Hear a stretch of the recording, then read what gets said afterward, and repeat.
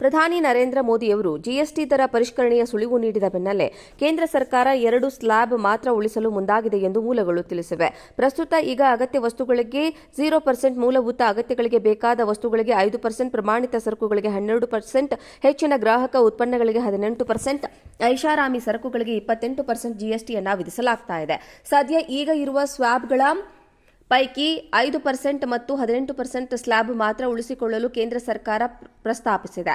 ಈ ಪ್ರಸ್ತಾವನೆ ಅಡಿಯಲ್ಲಿ 28%ನಲ್ಲಿರುವ 90% ವಸ್ತುಗಳನ್ನು 18%ಗೆ ವರ್ಗಾಯಿಸಲಾಗುತ್ತದೆ. 12%ರಷ್ಟು ಸ್ಲ್ಯಾಬ್ನಲ್ಲಿರುವ 99% ವಸ್ತುಗಳನ್ನು ಶೇಕಡಾ 5ಕ್ಕೆ ವರ್ಗಾಯಿಸಲಾಗುತ್ತದೆ ಎಂದು ಮೂಲಗಳು ತಿಳಿಸಿವೆ. ಐಷಾರಾಮಿ ಸರಕುಗಳಿಗೆ ಶೇಕಡಾ 40% ದರ ಅನ್ವಯಿಸುತ್ತದೆ. ಇದರಲ್ಲಿ ತಂಬಾಕು, ಗುಟ್ಕಾ ಮತ್ತು ಸಿಗರೇಟ್ ಸೇರಿವೆ. ಸರ್ಕಾರಿ ಮೂಲಗಳ ಪ್ರಕಾರ 40% ವರ್ಗವು ಕೇವಲ 5ರಿಂದ 7 ವಸ್ತುಗಳನ್ನು ಮಾತ್ರ ಹೊಂದಿರುತ್ತದೆ.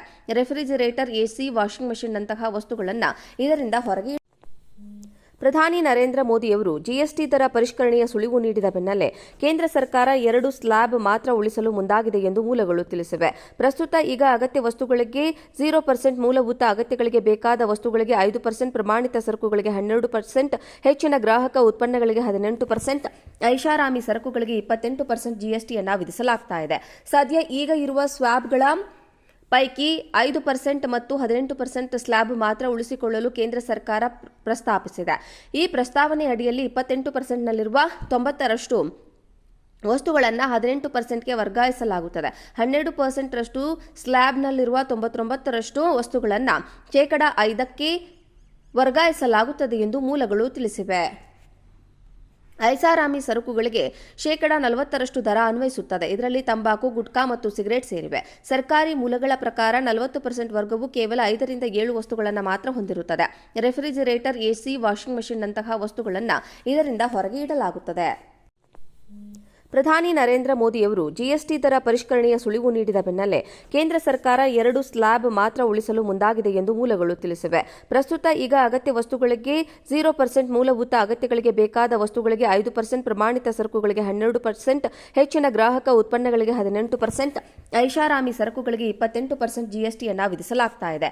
ಸದ್ಯ ಈಗ ಇರುವ ಸ್ಲ್ಯಾಬ್ಗಳ ಪೈಕಿ 5% ಮತ್ತು 18% ಸ್ಲ್ಯಾಬ್ ಮಾತ್ರ ಉಳಿಸಿಕೊಳ್ಳಲು ಕೇಂದ್ರ ಸರ್ಕಾರ ಪ್ರಸ್ತಾಪಿಸಿದೆ. ಈ ಪ್ರಸ್ತಾವನೆ ಅಡಿಯಲ್ಲಿ 28%ನಲ್ಲಿರುವ 90% ವಸ್ತುಗಳನ್ನು 18%ಗೆ ವರ್ಗಾಯಿಸಲಾಗುತ್ತದೆ. 12%ರಷ್ಟು ಸ್ಲ್ಯಾಬ್ನಲ್ಲಿರುವ 99% ವಸ್ತುಗಳನ್ನು ಶೇಕಡಾ 5ಕ್ಕೆ ವರ್ಗಾಯಿಸಲಾಗುತ್ತದೆ ಎಂದು ಮೂಲಗಳು ತಿಳಿಸಿವೆ. ಐಷಾರಾಮಿ ಸರಕುಗಳಿಗೆ ಶೇಕಡಾ 40% ದರ ಅನ್ವಯಿಸುತ್ತದೆ. ಇದರಲ್ಲಿ ತಂಬಾಕು, ಗುಟ್ಕಾ ಮತ್ತು ಸಿಗರೇಟ್ ಸೇರಿವೆ. ಸರ್ಕಾರಿ ಮೂಲಗಳ ಪ್ರಕಾರ 40% ವರ್ಗವು ಕೇವಲ 5ರಿಂದ 7 ವಸ್ತುಗಳನ್ನು ಮಾತ್ರ ಹೊಂದಿರುತ್ತದೆ. ರೆಫ್ರಿಜಿರೇಟರ್, ಎಸಿ, ವಾಷಿಂಗ್ ಮೆಷಿನ್ನಂತಹ ವಸ್ತುಗಳನ್ನು ಇದರಿಂದ ಹೊರಗೆ ಇಡಲಾಗುತ್ತದೆ.